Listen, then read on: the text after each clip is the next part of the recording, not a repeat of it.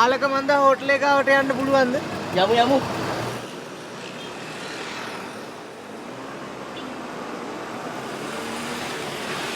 මේ උඹ හෙද වැඩ කරන්නේ?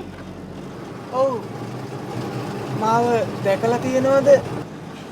නෑ නෑ. ඔය ටී-ෂර්ට් එකෙන් අඳුනගත්තේ. මාත් නිතරම ඔය පැත්තට යනවා එනවා හයර් එහෙම.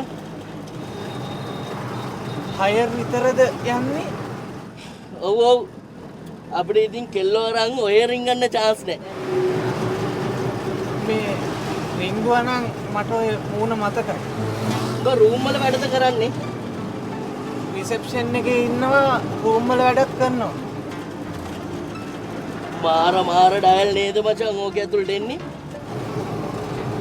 ඔව්.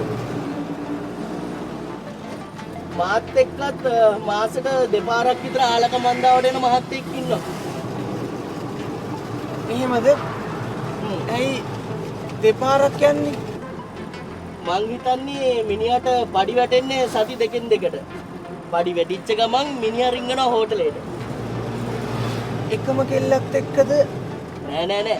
කෙල්ල 3-4ක් ඉන්නවා. ගානට බෙදලා අරගෙන එනවා. මම මේ සෙට් එකම අඳුරනවා. මිනිහා මාර ගුරාමියා.